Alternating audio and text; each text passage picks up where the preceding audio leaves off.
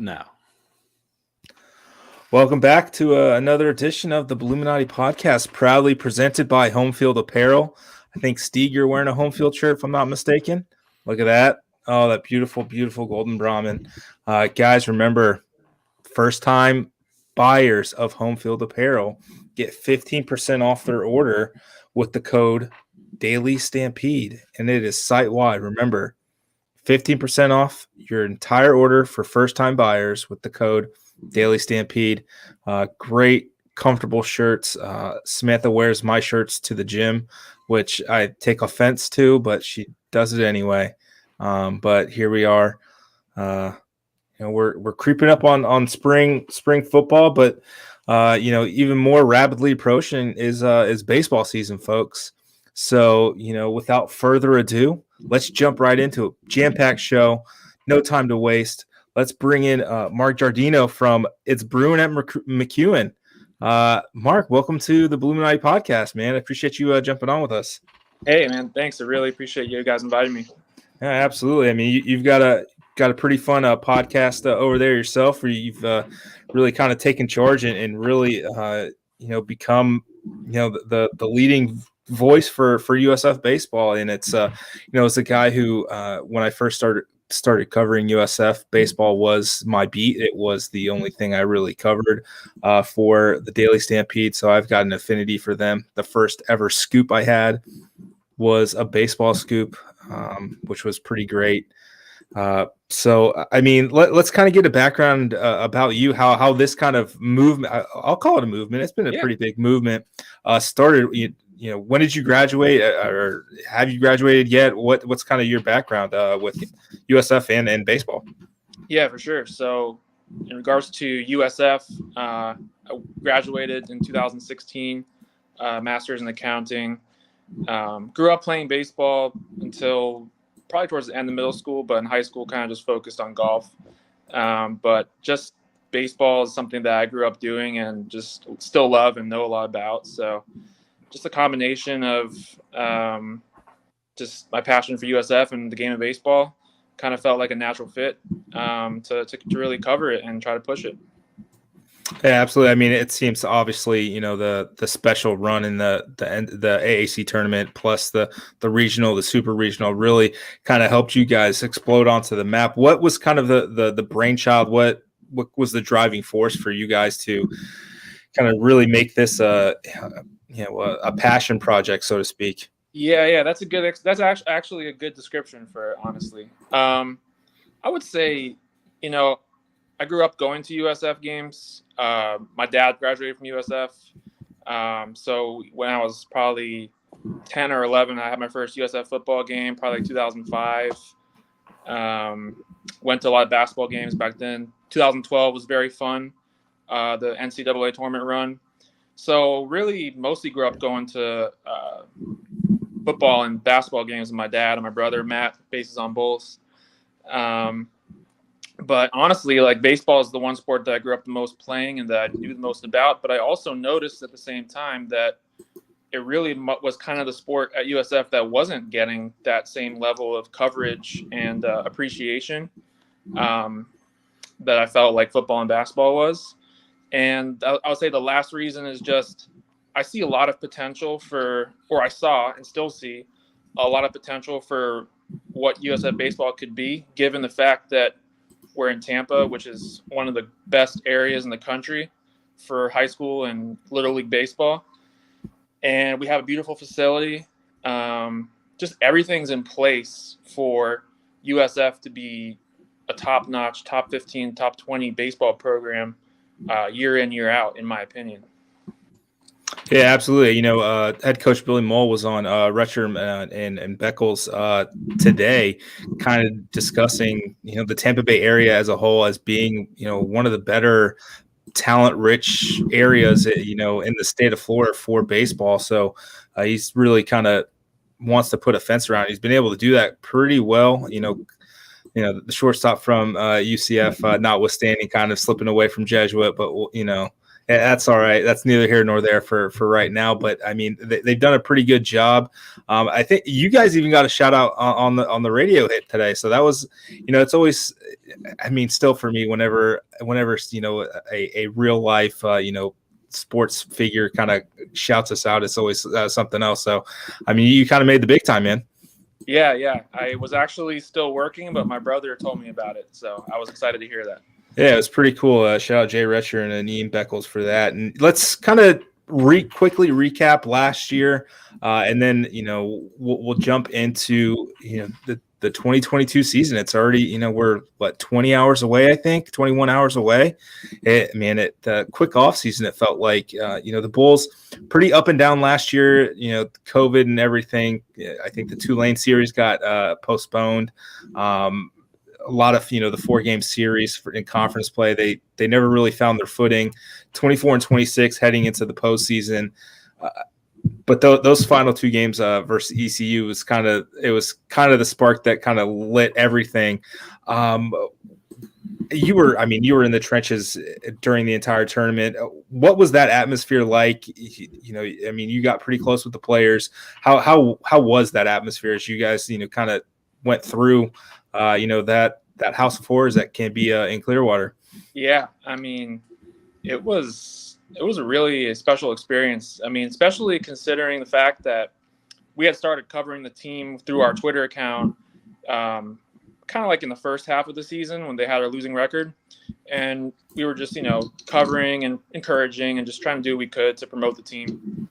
But because of COVID, we weren't even able to go to any games in person. So probably the coolest thing about it was just being able to actually go there and be able to support the team in person. And, we just try to make our voices heard and just show them that we had their backs. Yeah, absolutely. The first thing Coach Mull said to me after, outside of the stadium after the championship game was, man, we finally got our monkey off our back in Clearwater. I mean, that place has literally been a house of horrors for USF baseball for the better part of a decade. And it was just so nice to finally see them have success. I can't. The ECU game, I think it was 2018.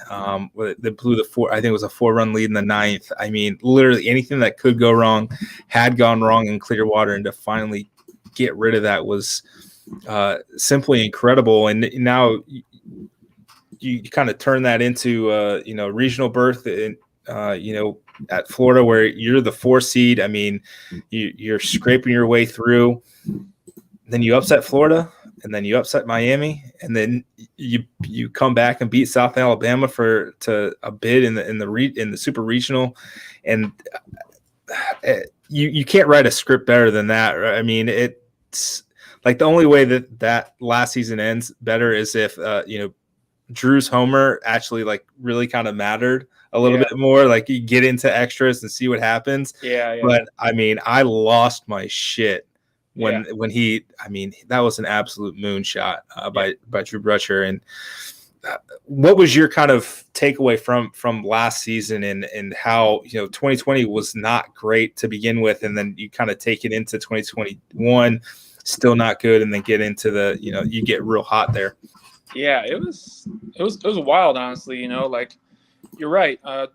2019 even wasn't really a great season. They actually didn't qualify to go to Clearwater, and then 2020 was cut short with COVID, and then 21 was off to a so-so start. I mean, they had their moments and all of that, but I think with the fact that they made the run that they did, kind of showed that the talent was always there and the coaching was always there. Like, they really just needed a little bit of an extra spark. And I think when the guys on the team got a little taste of, winning against ECU those last 2 games and realized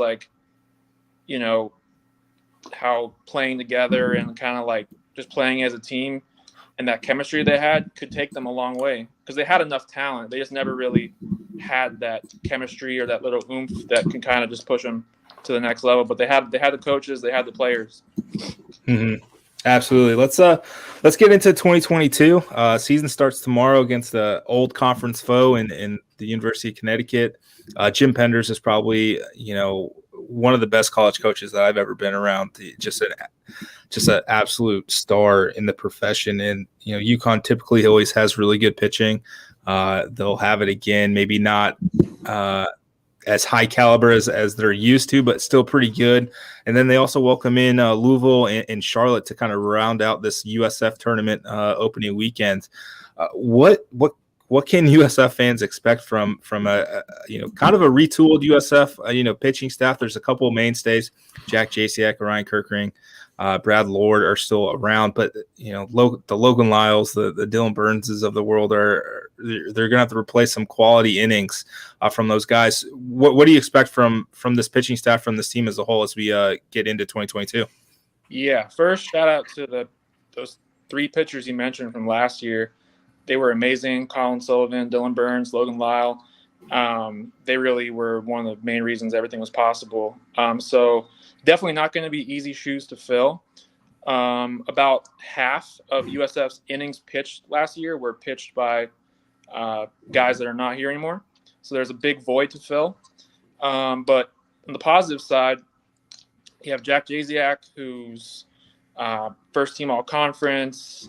He's been ranked as the number 25 starting pitcher in the country per D1Baseball.com. So he's a star.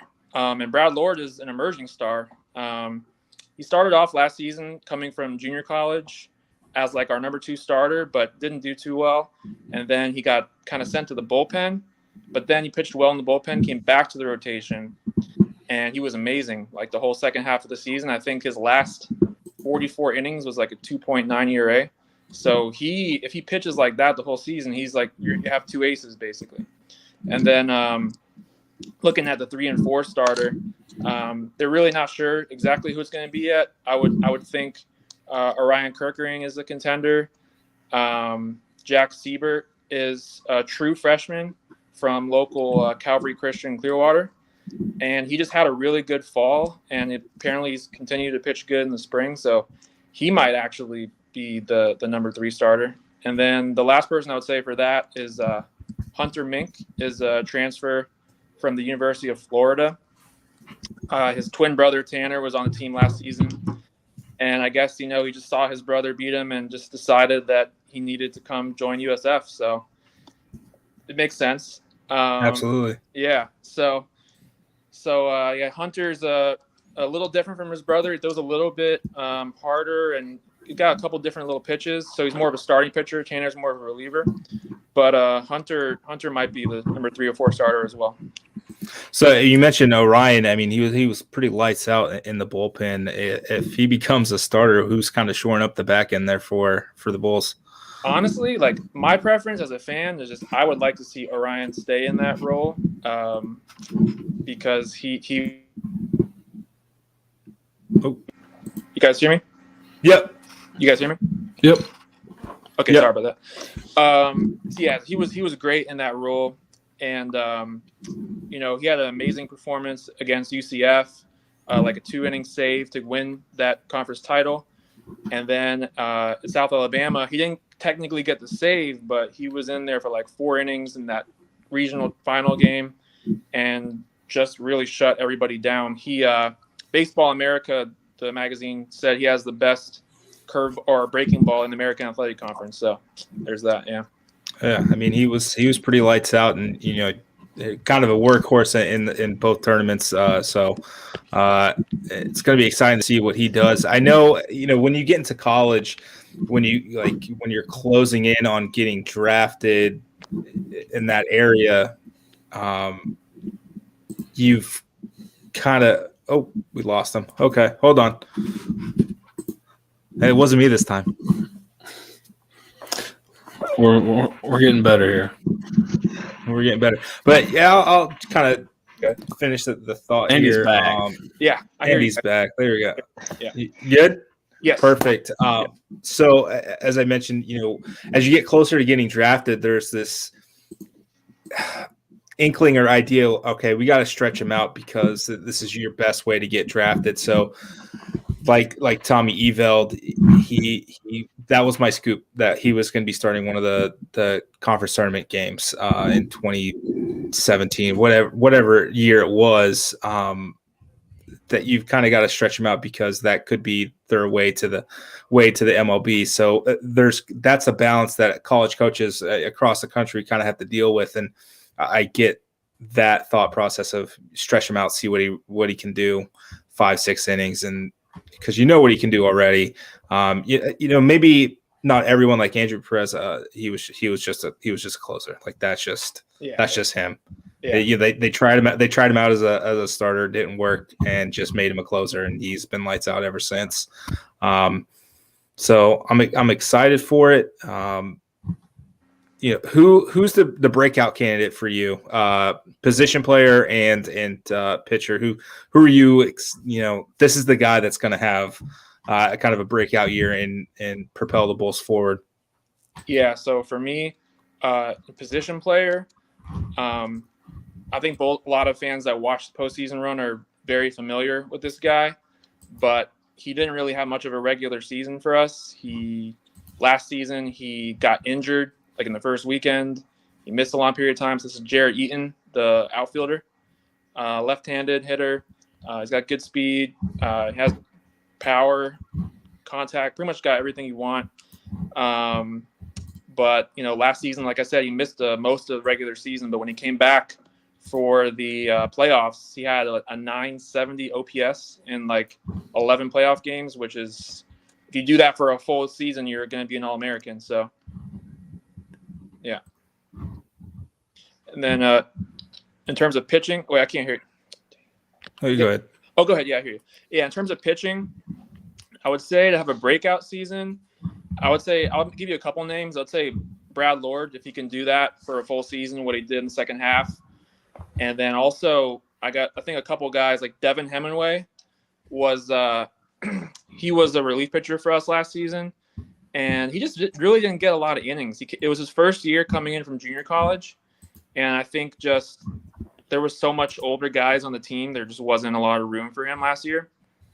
But he only had like 13, 14 innings, but I think this year he should be able to get like 40, 45 innings, and I really think that he'll do well. Like I think he'll have an ERA under 3 just because that's what he did every year in junior college, and he pitched amazing at the South Alabama game in the regional. Pitched really well when I saw him in the fall game against St. Leo. So that's a guy that I think he could maybe replace Logan Lyle's production out of the bullpen. He's a lefty too, so that's my pick for that.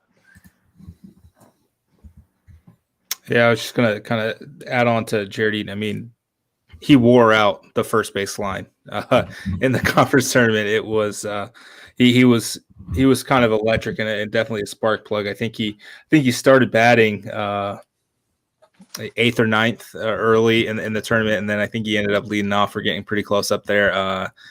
Toward the end, and I don't even think we mentioned Carmine Lane. Drew Brusher. I mean, the talent, at least on the position player side, is there. I'm excited to see what they can do with another year. And I mean, this is going to be a fun team, and I hope a lot of people go out and support them. It's going to be a lot of fun, especially with softball. I mean, they're off to a good start as well. Knocking off number 13 Michigan already early, and then they've got a big tournament at the Eddie Seymour complex in Clearwater this weekend, where they'll play Oklahoma State and Notre Dame and a couple other pretty big names. So, I mean, both bat and ball sports are going to be good, and I think it'll be fun to see both teams do well and succeed. And baseball games are always fun, and you guys have kind of been at the forefront for the fans. You guys got some tailgate stuff set up, and it looks like a little bit more fun. I think I saw Billy Mull tweet out that there's going to be a bar down the left field line. So I mean, what can you tell us about the tailgate? When should people meet up? And plug everything you need to plug. Yeah, for sure. So our goal this season is just kind of try to bring a fun atmosphere to the games, which is something that you see across all the best teams in college baseball. You look at Ole Miss, you look at Mississippi State, Arkansas. They have amazing fan support, and all their shout out to University of Texas. They have amazing atmosphere there as well.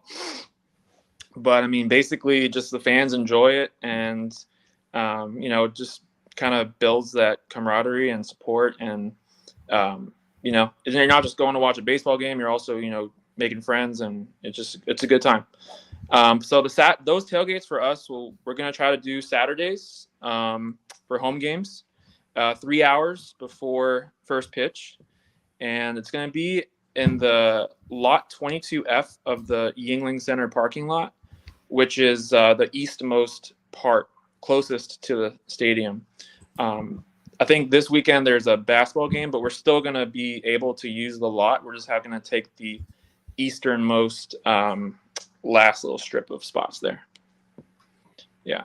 And then I think what you're referencing about the bar in the game, I think on Sundays, I heard the athletics program is kind of putting together something called First Pitch Socials, where fans can buy a pass for a set price for either for the whole season at a reduced discount or just per game, and then they get all you can eat and all you can drink for Sunday games. Yeah, I think like the single game it's like $50 if I'm not mistaken, or 25 or something like that, and then like a full season's like 200, but it's for baseball and softball. So that'll be a lot of fun as well. Mark, anything else you need to plug? I know what's the podcast called? What do you guys do? What's anything else you need to plug here before we let you go? Yeah, for sure. Honestly, I would just say anybody watching this that didn't know about us before, main thing, just follow us on Twitter at USF Baseball Fans. It's the same handle on Instagram, Facebook, TikTok. We're pretty much everywhere with at USF Baseball Fans. Pretty much just talking about the team and everything else going around the program too. Like, the alumni that play professionally. We got some in the MLB, such as Shane McClanahan. Jimmy Herget was there last year too. And then we cover the guys in the minors that are trying to make it to the MLB. We check in with the recruits here and there, see how they're doing. But yeah, there's always something going on, and just follow at USF Baseball Fans and you'll be able to keep up with the latest. Perfect. Well, you heard it here first, folks. Make sure you guys follow at USF Baseball Fans. It's Bruin at McEwen. They do a fantastic job. Mark, I appreciate you guys you coming on and kind of talking baseball, man. It's always fun. Baseball, it's near and dear to my heart for USF purposes. And, first pitch tomorrow, 6:00, UConn. Let's get a dub. Let's start the season with a dub. Appreciate you joining us, man. Yes, sir. Thank you.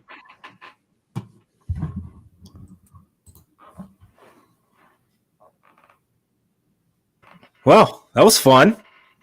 Baseball. I know. Seth's Seth favorite. Seth was enthralled with that. But I hopefully I didn't nerd out too much, and baseball is one of those things that I won't be able to ever let go.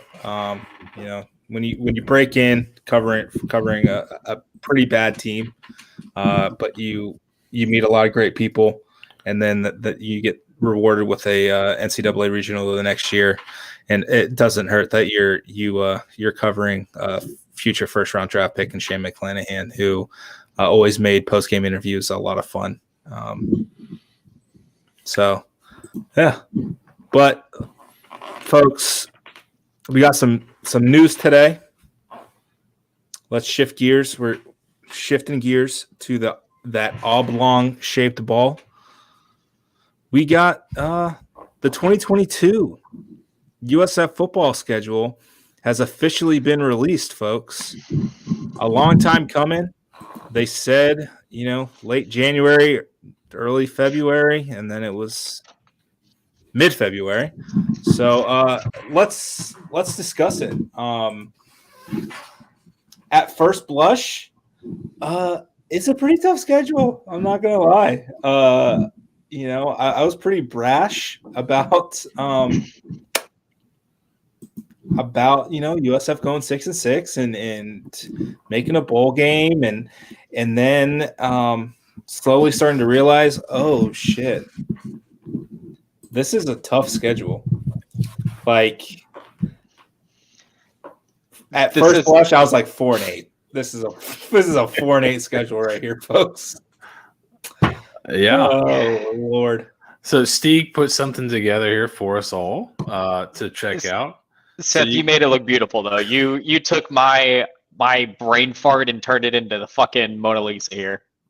Well, I appreciate that. It's a symbiotic relationship here.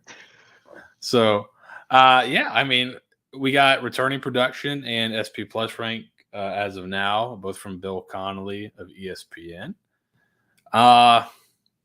It's looking a little rough here.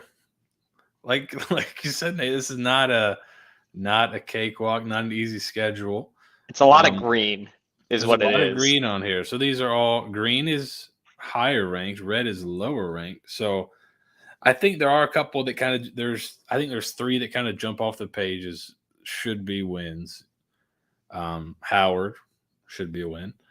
Temple should be a win. And then I think Tulsa is really winnable. Now, I guess you guys can tell me how hard it is to play at Tulsa. Oh, the fans are raucous there.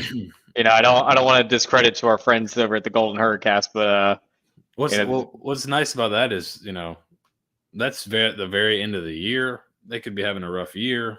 Maybe they pack it in by then. You never know. But outside of we also said that about Tulane last year. Yes.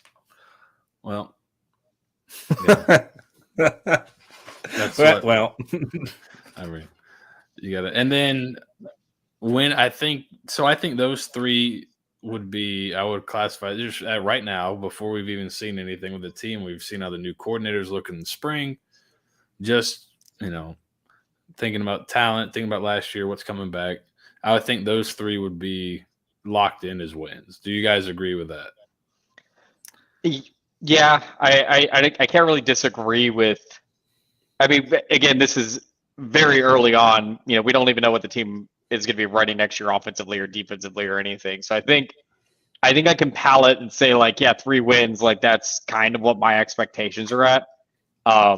If we come out of spring ball in the spring practice and Jeff Scott and Trickett and Shoup kind of don't give me the answers and words that I want to hear out of it, then I'll probably temper it down to 2 wins. Yeah, and then I think in the next category, to me, what do you think, Nate? Do you think those are? I think those are kind of almost locked in.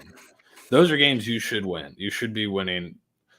That to me, that's kind of the floor. That should be your floor. If it's lower than that, you've got some problems. I think Howard, Temple, Tulsa, that should be the floor. That's a bad season. That's kind of just the bare minimum. Yeah, I would agree, man. I really kind of want to throw ECU in there as well. Well, I think the next 2, the next category up is ECU and Tulane. I think those are kind of more toss-up-ish. I'm not touching Tulane with a 10-foot pole, man. You cannot make me say one thing or another. Tulane has just owned USF athletics over the last year. You can't. I can't do it. I'm not afraid. I think legitimately I think soccer beat them, but baseball beat them in the tournament twice, and then they've smacked men's basketball. They've smacked women's basketball. They smacked football. Nope, can't do it. Not gonna be able to do it, man. They're our daddy right now. It's so bad. It's so bad. But Howard, ECU, Tulsa, Temple, those all should be wins. Those are your 4. Those are the 4 you must win. If you do not win those games, you've got to come up with some magic to steal another one of those games. All right. So what's the road to the bowl game? What's the road to a bowl game? I think a lot of people are going to be. It's going to be all right. This year's. I think to a lot of people, it's going to be bowl game or bust this year. Yeah. So I'm assuming by Louisville returning 89% of their offense that their quarterback is also back. Correct? So. Yeah, I think the way that Bill Connolly, and just for everyone's sake, as far as how this is all calculated, basically he took a weighted percentage of if your quarterback is returning or if your running back's returning, how many yards they had, and then the receivers, and then offensive line snaps are also included in this. And then transfers in, Bill kind of said it's imperfect. it's kind of what he said in his exact words is it's shoehorned and it sucked, but it worked. So, some of this might be weighted a little bit unfairly towards a team or two that might not have taken that many transfers or not taken that many guys that are on the fly or anything. But for the most part, this is as good as it's going to get, especially with the day and age of the transfer portal. Yeah, Malik Cunningham is back. That's I really like him. Like he is a fun guy. He's what DTR should have been. He's tough. I think he's kind of hot and cold. He's feast or famine. So when he's on, they look really good. And he's like I thought against Central Florida last year, he's pretty good. Book it. He's gonna throw for like 450 and rush for like another 200 against us. Yeah, I don't know. I really enjoy watching him play. And again, like if DTR had his skill at UCLA, like UCLA is a lot better than they were. Like I don't know. I think he was sneaky decent this year under the radar. Their offense was not bad this year. It just they came out really. Yeah, I think Nick's got a good point here in the chat. That is kind of been lurking the last couple years since he had that flirtation with South Carolina, where basically the administration is kind of they seem to be at odds, or they were. So the administration seems to be at odds with everyone. I mean, Chris Mack obviously had to go at Louisville, but I mean it's been a bit of a mess over there, unsurprisingly. A lot of people were trying to get Tom York back, so it's fun times over there in Louisville for sure. I would not have that one chalked up as a toss up right at this point. The wins are tough to come by, I think. Cincinnati. I mean, they've got that 4-star QB coming. Like that's the guy, right? Or did he transfer out? They brought him. So Prater's still there, and then they brought back a guy that transferred out and like threw for 5,000 yards at Eastern Michigan. Yeah, Ben Bryant. He went to Eastern Michigan. Yeah, so the guy basically played a minor league football for a year and came back, and now. Yeah, he went and got some. He got put on loan to Eastern Michigan. Basically, yeah, he was. he pulled that was as Premier League as you could possibly get. Like send a guy to the minors for a little bit. Can you do it on a rainy night in Eastern Michigan? And he could, so they brought him back. Yeah. So for Louisville, their first 3 games are at Syracuse, at Central Florida, home for Florida State, and then home for USF. So, I mean, I definitely see 1 and 2 here. It could be 2 and 1 or 1 and 2 for sure. Like, I mean, they definitely beat Syracuse, right? I mean, they hired Virginia's offensive coordinator and Virginia's quarterback coach for that team that was like top 10 in EPA last year on offense. Virginia had a really fun offense last year, so if they can get that installed, maybe they'll kind of. I don't think you can go down from where they were on offense last year. So, I agree. Unfortunately, so yeah, I mean that's tough. So I mean, if they get Virginia's offense, I mean they feasibly could be 0-3. I think it's more realistic they're 1-2 or 2-1, depending on how Mike Norvell has Florida State shaken out. Florida absolutely no shot. I think Florida smacks them again. I think Bill. I don't know, Seth. Obviously you know more about Florida, but I think Napier's going to have them kind of not humming, but definitely at least in the right direction with his 59.5 analysts. I think they're going to be really good on defense. So I think they'll figure it out on offense as the year goes, but I think they're going to be really good on defense. The guy that hired as a coordinator is really, really smart. Florida's got a tough opening slate, though. But Utah, week 1. Utah, then immediately they play Kentucky, and then they played Tennessee the week after us. So you could catch a Florida team sleepwalking trap game. I mean, Napier doesn't seem. I mean, coming from Louisiana, he's probably not going to be one to overlook a trap game. But man, like 3 out of your 4 are really tough, and you might go into that South Florida game thinking, oh, we can, start preparing for Tennessee, depending on how that Kentucky game goes. You might catch them, sleepwalking at Ben Hill, which they've been prone to do these last couple years against lesser opponents. I think that's why that guy got fired. Yeah, that's true. So, is that why? That's one of the reasons. So yeah, I would chalk that up as highly unlikely. I think. Same with it's a tough slate here. So what are the home games on here? Can we? Yeah, so I should have done that. My bad. Yeah, home games. I got you. So, oh wait, no, that's baseball. Hold on. Okay, home games. So BYU. Lord, what's going on here, Steeg? You got white lettering. Home, road, home, road, home, road, home, road, home. All right. And then the bye week is smack between Tulane and Houston. Correct. Okay. Which is probably the best bye week we've had in a long time. Just throwing that out there.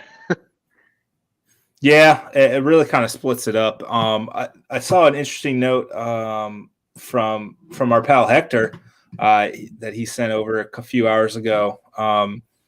Him being the mensch that he is. So Central Florida, Houston, ECU, and Temple. USF plays them the week after they play Navy. There it is. Look at that. Oh, my gosh. And I had pulled up the tweet to make sure. So there you go. That's the body blow theory. Maybe catch them after a tough game. I think you have to be glad you didn't see Navy rotate onto the schedule because they seem to kind of figure out their quarterback a little bit towards the second half of the year last year, and they're probably going to be a handful to deal with again this year. Seth, I'd rather play Navy than Houston. Just we've played Houston like for 5 straight years, and I'm tired of getting our asses just handed by them. It hasn't been fun. I mean, to be fair, it hasn't been fun in like 5 years. I haven't seen a fun Navy game yet. We had one fun Navy game. You missed that 2016 game, pal. That was a hoot. The one I saw was not fun. Decidedly not fun. Where are you talking about? Kirk Reigold throwing 100 miles an hour from 4 feet away? That's right, baby. Is that? But it was a fun trip, though. That was a good trip. Can't take that away. But I mean, at SMU, they kind of reloaded, right? They got it. They figured out a quarterback. They have Stone Baker. What's the name? Oh, wait, does Mordecai come back? Oh my God, are you? Does he? They got Lashley. They got Red Lashley coming in. That'll be interesting. I know he brought his O-line coach with him. They lost some of their. I'll be interested to see after spring if they have anybody transfer to TCU. Because I mean, it's right there. It's not like it's not a long trip.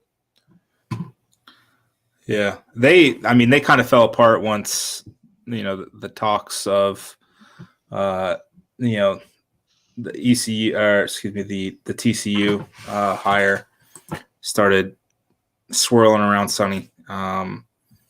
And what they've been really good at is beating the really bad teams in conference, and then when they play anybody with a pulse, the last couple of years they've gotten house. So we'll see. I think Lashley's a pretty good coach. I think he's got a pretty good system. So if you can get that thing humming, they'll be tough. But it's you never know with a new coach coming in. Okay, so it says Tanner is a junior. Oh my God, there's another year of him.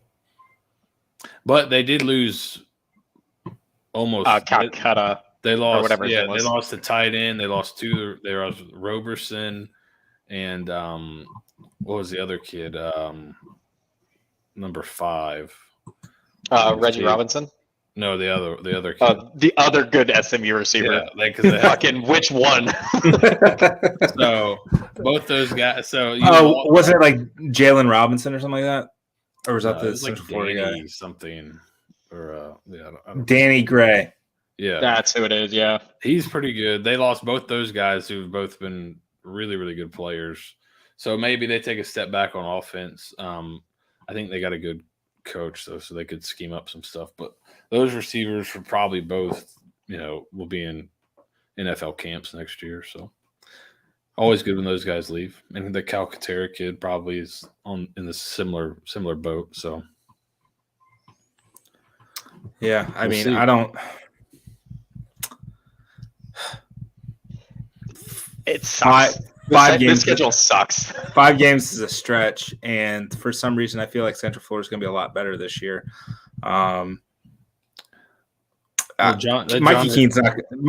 Mike Keene's not going to be the quarterback, right? Like, there's no way they can trot him out again for a full year. John Rice Plumley, whatever you say his middle name is, crazy athletic. I think he's like what Gus wants in quarterback. I mean, that dude he was playing receiver at Ole Miss after playing quarterback as a freshman. So And he lit up LSU in LSU's national title year. Like he ran for like 230 or something like that. Yeah. He is definitely a Gus QB. And I think with a full offseason for him, I think it's going to be more beneficial than I think what they hoped Joey Gatewood would be. That was kind of a failed experiment for them, and they still have tons of speed. He's a lot more Nick Marshall-esque, and I think probably a lot closer to Nick Marshall than Joey Gatewood is to Cam Newton, which is what I think Gus was hoping he had there. So it'll be interesting to see. The thing about Gus though is I think a lot of people have caught up to him. They didn't lose a ton from the year before. Now, obviously, the quarterback getting hurt you, but those receivers they had did not get as involved as they've gotten in the years past. He doesn't have a really great passing game, but if he's got those kind of athletes, he may not need it with what he's going to have at quarterback, and he's got some good tailbacks and things like that. So I'm sure they'll be tough again, but it's a home game, and you've played them pretty tight the last 2 years, so you got to feel pretty good about that. And then if you go back and you look at this through games you think you're going to win and the games you played teams pretty tight for a lot of the game last year, that's how you get yourself to a bowl, I think, is, ECU. I think there's 5 you have to win if you're going bowling. I think if you lose any of these 5, it's going to be almost impossible. You got to win ECU, Tulane, Temple, Howard, Tulsa. You win those, and then you got to find one more. Which it's been a while since USF has pulled a unexpected victory out of their ass. Yeah. And that's kind of what we've been missing is those, kind of blue light, blue moon games where you just, for some odd reason, it starts clicking, it starts humming. They've been close especially this past year. Obviously, it was frustrating for a lot of the fans, but that's kind of the nature of the beast. Is you need the extra coin toss to go your way sometimes, and you lose out of it sometimes. So I think that's where if there is a 6th win, it's gonna be like out of fucking nowhere. It's gonna be like a weird, and Jared Mago gets like 3 touchdowns and tossing 5 touchdowns for some odd reason. Like something's gonna align perfectly for us to win a game we absolutely should not this year. Yeah. And just a thought question for you guys. If USF had beaten Central Florida on Black Friday, are we coming into spring ball thinking this is an 8-win team?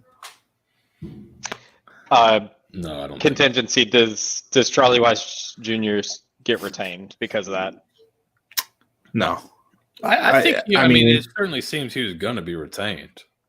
It's not like he was fired, right? I mean, unless he heard something else. He left for a bigger job. Right. Well, yeah. I mean, No. I mean, I would feel better. Yeah, I don't think you would think this was an 8-win team. That's 4. So I mean, that's 4 losses in the regular season. They play how many teams? They play 6 teams inside the top 40 in SP Plus preseason. 2 inside the top 20, 3 inside the top 25, 4 inside the top 30. Yeah. Again, it's just an upset has to brew multiple. Like, I mean, we're talking leaps and bounds improvement. Like, Right. I mean, we kind of like joked about like the marginal improvement in USF's defense this year would have given them like 2 more wins. Yeah. Like going from historically bad to just kind of bad, gave them a win, against Tulsa and potentially a win against Central Florida. So, something to chew on if Bob Shoup comes in here and makes an immediate impact, and then Timmy gets the guidance that he needs from Trickett. Like anything's possible in college football, but USF is usually not in the stars aligned category. And you mentioned Timmy. Jeff Scott said, going into spring ball, it's an open competition at every position. How much of that is coach speak? How much of that is, this is going to be a legitimate contest? And he named 3. I mean, he named the 3 scholarship quarterbacks that are on campus, but he named all 3 of them in, Timmy, Travis Marsh, and Byron Brown. Is it possible we see Travis Marsh start game 1 and, Timmy loses out on this job? Get pulled after 5 seconds. Yeah. But what's really cool, maybe you don't want to be named the opening starter. Yeah. You want to sit back. Travis Marsh gets named the starter, and maybe we learned something like we did about Cade, where Garrison Hurst, the former 49ers running back, calls him nephew. So maybe there's something about Travis Marsh that we learned. So, I mean, weigh the options. It's not all bad to be Timmy struggles named the starter. Timmy struggles against BYU, then Byron Brown gets to play against Howard, and then Travis Marsh gets to play against Florida, and they pick Byron Brown because they had the best game. Yeah, God, I can't wait. I think. All right, let's think about this. I want you guys to answer this question honestly. Take out how he made you feel, maybe flashbacks you've gotten. What has Timmy McClain done? Look at his stats, look at his numbers to make you say that's definitely the number 1 guy.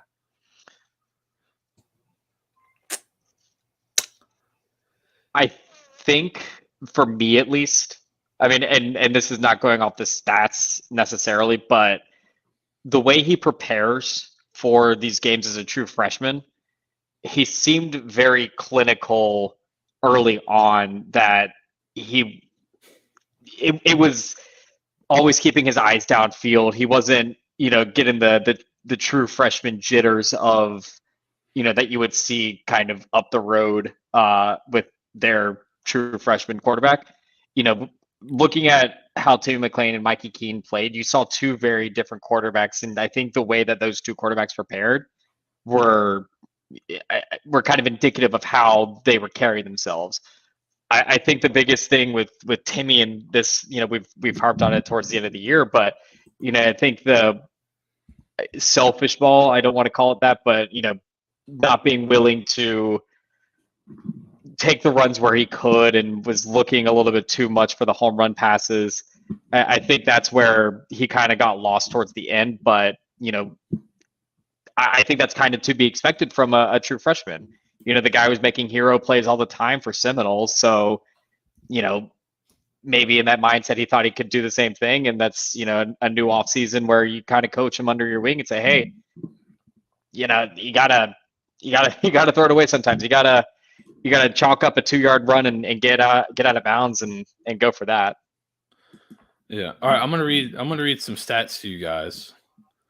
I want you to tell me what. I want you to tell me what. Now, some of this is. I think some of this may be supporting cast dependent, but 2 freshman quarterbacks both played in 11 games. One was 173 for 272. 1,730 yards, 17 touchdowns, 6 interceptions.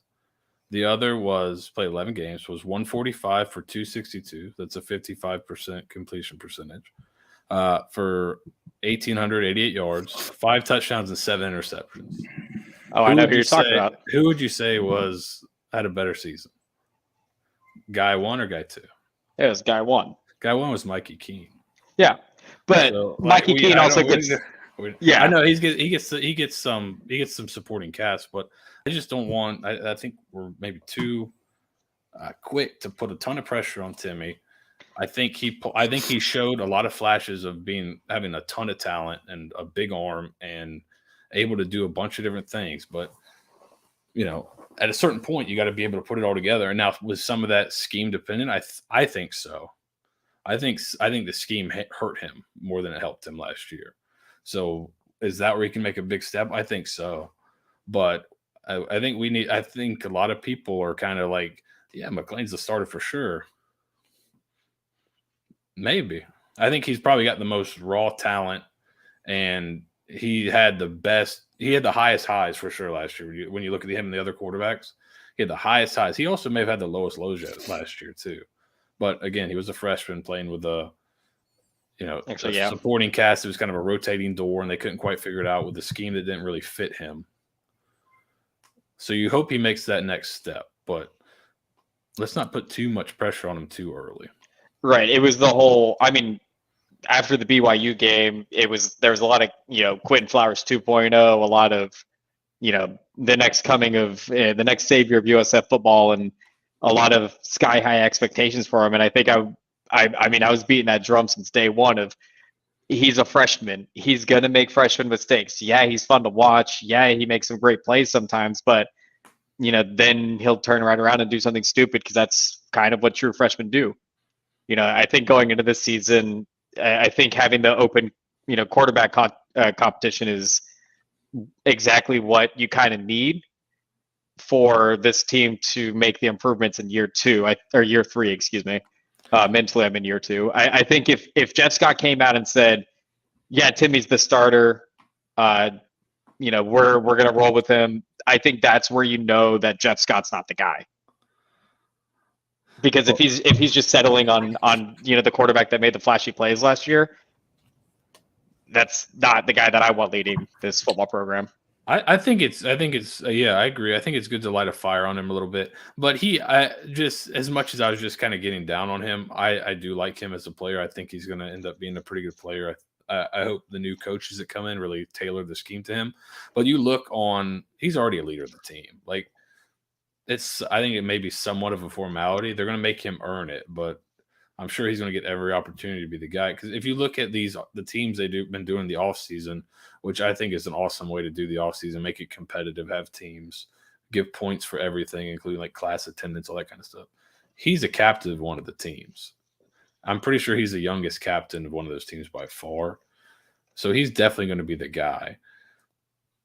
They'll just have to kind of make him put it on film this spring, which I think is only going to make him better. And I think it's a good thing to do when you're bringing a new coordinator. Make it a fresh start. All right, everybody's even. There we go. But I think he'll win out in the end. But it's good to open it up, I think. Yeah.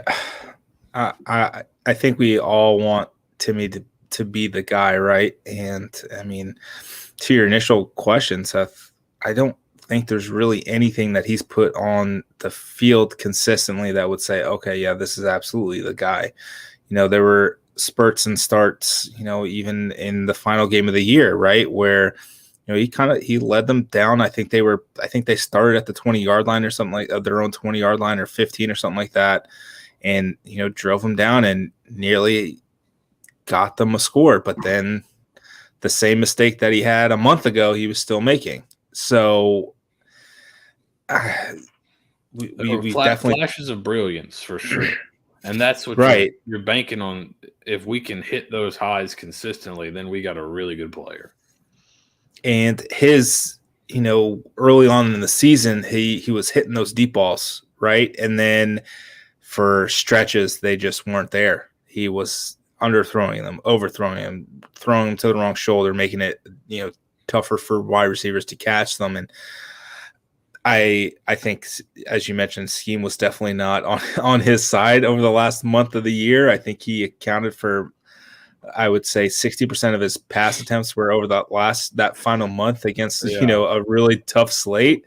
So top 10 defenses back to back. He's thrown like 40 times. So it's really tough, but I mean, I hope Travis gets a fair shake at this, man. And we've talked about it previously about what's the percentage of he didn't get a better option or he was kind of promised a legitimate chance to start here. I think he's also shown flashes. I think he turns the ball over a little bit too much in the times that he does play, but he's got a rocket launcher for a right arm.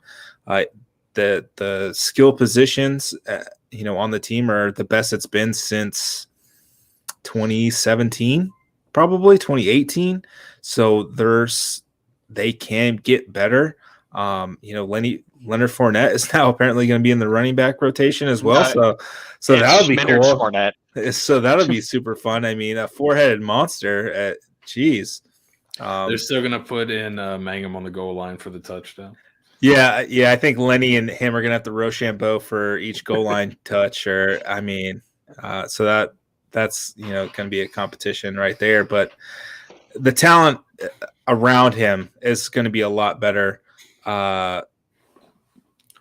Is the offensive line going to be better? I mean, they bring everyone back, right? Theoretically, there's right.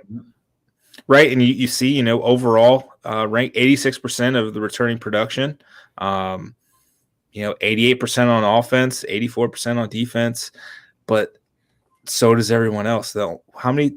I mean, you can't say, okay, well, USF's going to get better because they're bringing everyone back, and then say, oh, no, these guys aren't going to get better.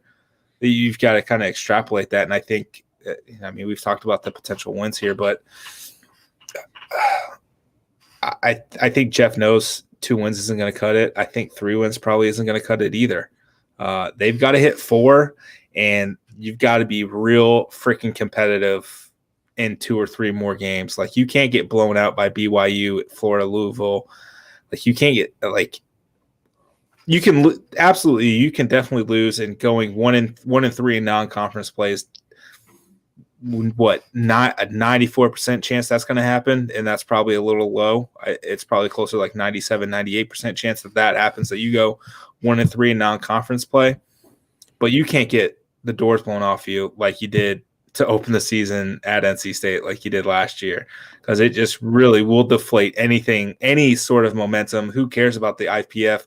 Who cares that you guys may be practicing in it? Like, it doesn't, like, none of this matters if you get blown out yet again to start another year. And now, great, you beat a FCS team. Great. Now you're playing Florida. Oh, you get beat by 30. Oh, you play Louisville, you get beat by 20. And now you're going into conference play. Just, your average loss margins in the 30s because you're nowhere. Yeah. So they've got to be real careful about that. And I hope they figure it out, soon. Quentin Flowers didn't figure it out until game 4.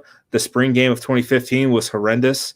I was about to say, Timmy in his freshman year looked better than Quentin in his freshman and first couple days of his sophomore year, like, by far. Like, Quentin was like there. Quentin almost got Taggart fired. That's how bad he was. Well, Taggart almost got Taggart fired. But I think that's something that needs to be kind of mentioned through it all. Is Timmy had his dumb moments and everything, but I think the biggest issue is if you do go into that ECU game and you're 1-3. I think there's going to be a large contingent of people that are just going to circle the season and be done with it and say, "Oh, 1-3, we're cooked." I think you can kind of set exceptions towards those Florida and Louisville games. I'm looking more at that BYU and the Howard game. These first 4 games, I really don't give a shit what the wins and losses are. If we win, they're great, but like, realistically, the conference play is where we need to start hitting our strides, because we scheduled these out of conference games years ago, and now it turns out that we always play the toughest, best teams during those times. So it's like, well, shit, we might as well just start the year 1-3, but ultimately, conference play is what's matter. If we go 1-3 and then rattle off a conference championship, people won't give a shit about those Florida and Louisville games. So you heard it here first, folks. USF's going to start 1-3 and then win the conference title. There you go. There you go. I'm ready for it. Ready for the flame. What do you think the over/under is going to be? What do you think Vegas sets it at? 3.5. 2.5. 2.5. You think last year was 3.5, right? Mm-hmm. And they won't. You think they go lower? Yeah, they went 2-10. I think they go 2.5. It's a tough schedule, man. It is very tough. If we go to ECU 2-2, that's a great start to the season. If you get 2 out of the first 4, I'm over the moon. You start thinking bowl game, because if you beat one of BYU, Florida, or Louisville, you're probably good enough to beat ECU and Tulane. So, yeah, start making your bowl prep. If they can start 2-2, that would Birmingham Bowl. Our good friend, I think our good friend Joey Knight said BYU. Maybe he thought is a prime upset opportunity because of the weather. I thought that too. Muggy. What do you guys think on that one? Last time BYU came down here, they're playing against 40-year-olds, man. They got no shot. Yeah. Tyler Algier's gone, I think. So he is. Yeah. That's they've nice. got some. They've got some 5. They had some 4 or 5-star receiver that transferred in that didn't play a ton last year. They still got some talent on there, and they're returning the entire defense. So most of the defense, not just another one guy left. That's all it was. 3%. Now they're a team that really benefited from that Big 12 invite. They got a big bump in recruiting this last year. They've been pretty bad, and they bumped up big time this last year. Yeah, they stole kids straight from Oregon, straight out of their nose. Well, I mean, it doesn't hurt that Oregon had but change as well. Yeah, but I think they're really leveraging the coaches really leveraging the Samoan heritage, the island heritage, and getting some of those guys there. Which never a bad thing. Never a bad thing. Hector just brought it up. If that BYU game is a noon game, I would put money on USF, because there's no way they're going to be prepared for a noon game in August. There's no way those pasty white boys will be able to handle that. Fucking the 13th Romney is going to just pass out in the middle of the second quarter. The 14th will just come right in. Yeah. But you know what? Given USF's luck, it'll be a nice 81 degrees with a nice breeze. Listen, guys. They don't take these mission trips to Norway. They've dealt with some heat, Yeah, that depends. Are these guys coming back from mission and they're playing, or are they? I forget how the BYU the mission schedule works for their athletes. Don't they do it in the middle of their thing, or do they do that before? I thought they go. They go to BYU. I thought they go early, right, or something. Is it before, or is it after? They get it's they sign, and then their first year or two is the mission trip. Yeah. So. God, that sucks. Yeah. And God. So what do you don't? We've got a couple of questions. Gary's had a couple of questions. Do you think, no matter what, because this is a hard schedule, what has to happen for Jeff Scott to feel some heat? Is there? I mean, besides going winless, is there what's the record where he starts to feel it a little bit? Because 2-10. 2-10. Can I be bold on something? Yes. He's gonna feel the heat regardless. You think? Oh God, yeah. With these fans, yeah. Someone's gonna be I mean, we could go 6-6 this year, make the bowl game, make the progress that we want to, but lose a game and people are gonna fucking shit the bed. This team's terrible. They'll lose to Houston 58-13, and people are gonna just write off Jeff Scott and want him to get fired. Even if they go 6-6, even if they get a bowl game, even if they win a bowl game, there'll be people preaching in the street that Jeff Scott needs to get fired. I think you're going to get people. I think you're going to get people that do that, regardless. But there's Alabama people that say Saban should get. He's lost it. He Yeah. should get fired when he loses a Yeah. game. So like outside of those kind of people, Yeah, but like, I think ultimately, if he doesn't make a bowl game, I think that's where the most amount of heat is going to come from. That's the threshold is 6 wins. So like, there's going to be some people that are going to understand at 5 wins, like a lot of progress has been made. But I think 6 wins is the fan idea. Like, year 3, you should make your bowl game because UCF went 13-0 with their 3 years, and that's what all the other schools do and everything like that. Yeah, I think that no bowl game this year may turn that year. I don't think he's fired if there's no bowl game, but I think no bowl game this year, which I think is tough. A bowl game will be tough, but no bowl game this year really makes year 4 like a make or break type, because you can only promise it for so long. Eventually, you got to deliver, and I think hopefully you get some more this year, some more progress. I think we saw progress last year. Hopefully, you see more this year. But if you don't, then you have to start questioning. Like, I think you have to start questioning the direction. But I think we're a long way away from that. Yeah. We still got to play the games, but it's definitely. I think if they go 6-6, you're not. If they get a bowl, you're not going to see a ton of complaints. I think people understand this is not an easy schedule. And if you can make a bowl, I think they'll. If they win 8 games, it might build a statue of them. That's true. I'll help. I'll chip in. So I think 4 games is the floor, right? Anything under 4, there will be some internal conversations. I'm not saying he's going to get fired, but there's going to be like, bro, come on. Like there's going to be some ultimatums made, like get this shit fixed or you will not be here next year. Especially because he does not have his coordinator chips to cash in anymore. Those have been cashed. Maybe he was saving Weiss to cash it in next year just in case. But those have both been cashed now. So there's no more. You've seen the roster. You've brought your guys in. You've brought coaches in. It's a tough schedule. It's a tough business, but this is kind of it. Like, yeah. I mean, you don't get paid $2.3 million to win 3 games. No. What would if they win 3 this year, he'll be at what for his career?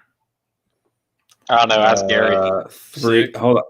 3. So if he wins 3 games, he'll be 6-28, I believe. Yeah. So that's not great.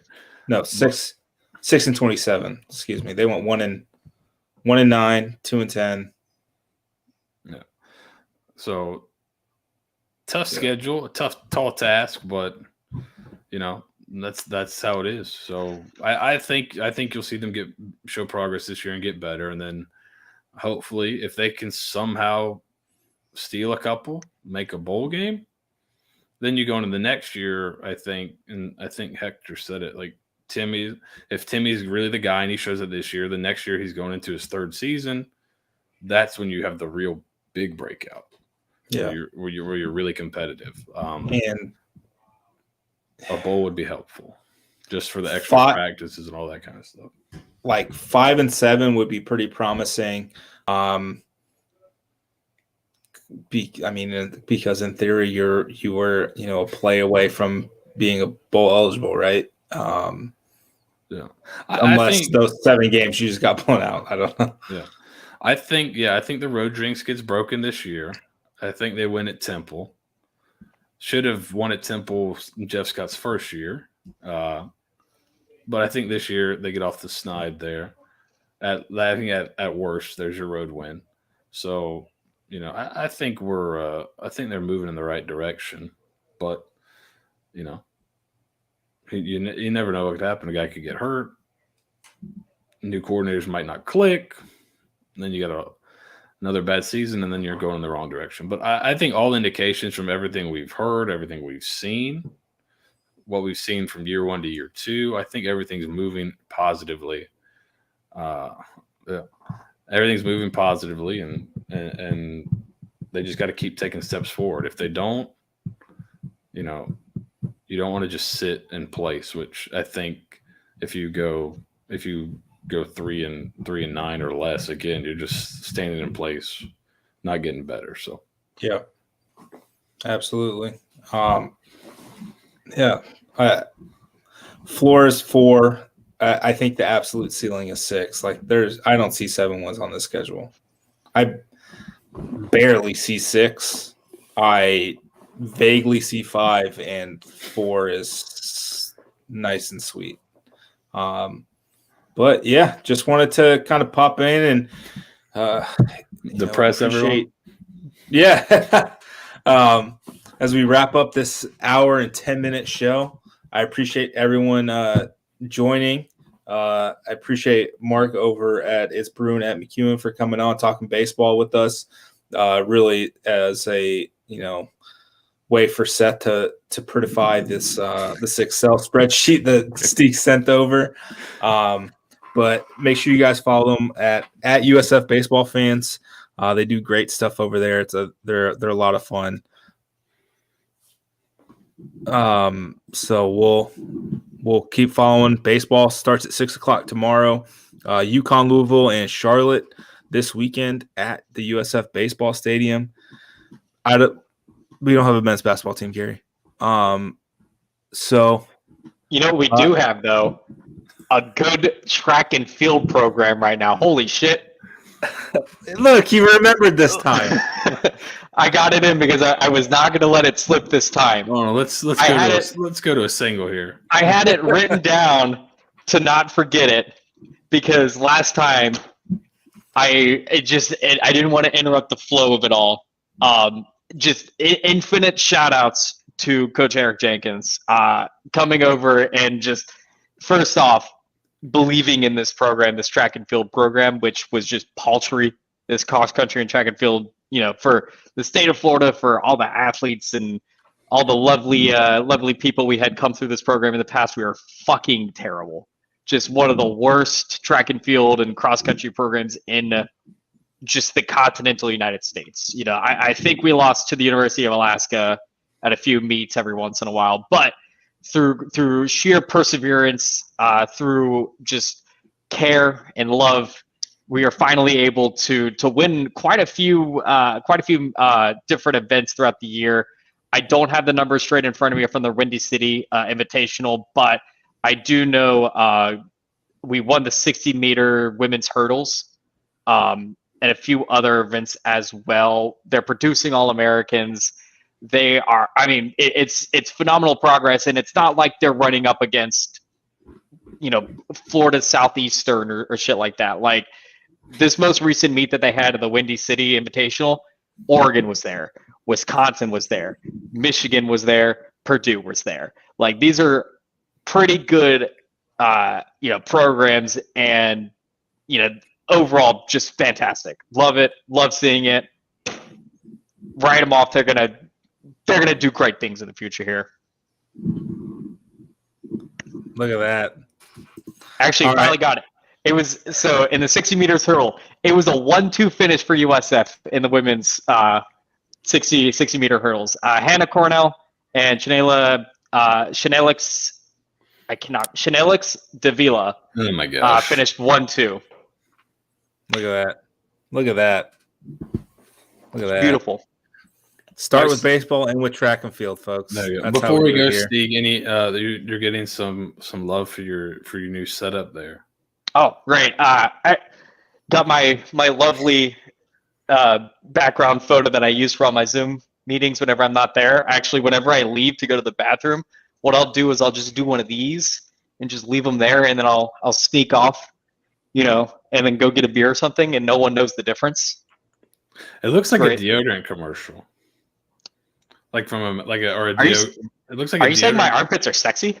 Looks like a deodorant ad from like a magazine, like a full page. I might have to look into doing some armpit modeling for you, Seth. I'd love nothing more. All right, guys, get us off here. Seriously, holy crap, man, this derailed. Oh, real quick, Seth and I will be at some a pretty cool event next weekend. I think I'll be buying the ticket tomorrow, Seth. I promise. There you go. So that'll be fun. I don't want to spoil it or get in trouble. So maybe we would we get in trouble? I mean, we gave them money. We're coaches. Yeah. Okay. We're between gigs. I'm auditing just in case I want to coach. That's really what it comes down to. They're just trying to raise money. Yeah. Who cares? But we won't tell you guys what it is until after we go, just in case. Just in case. But yeah, it's been fun. Another wonderful night talking to you, talking to the fans. Yeah, I mean, Gary, we'll be talking from here on out. I mean, maybe next week. Who knows? We'll see. We hit a bit of a news drought there. Yeah, we real dry, and we wanted to wait for some things to pop before. Yeah, we got exactly. Yeah, so we'll be back probably next week or maybe the week after. We'll play it by ear. You know, spring sports are a little bit wonky, and you know we got a lot to talk about, and you know they have a lot of games, so it's really tough to pick a good spot to discuss, especially now with baseball, softball, and then both basketball teams are like playing every other night, so it's really tough to like, all right, this is the night we're gonna talk, and then you know it becomes old news quickly. So we don't want to take you guys from those basketball games that have been so exciting. Well, yikes! Oh, oy vey. But for Seth, Steeg, and myself, Nathan Bond, this has been another beautiful episode of the Bulluminati podcast, proudly presented by Home Field Apparel. Go to homefieldapparel.com. Check out their stuff. I think Illinois is the next release this weekend. They've done South Carolina. They've done North Carolina State was last weekend. Yep. So they've done some great stuff. Use the promo code Daily Stampede. For first-time buyers, you get 15% off your entire order site-wide. And I think they're closing in on like 200 schools at this point. So make sure you check them out. Again, thank you for listening to the Bulluminati podcast. Go Bulls. Go Bulls.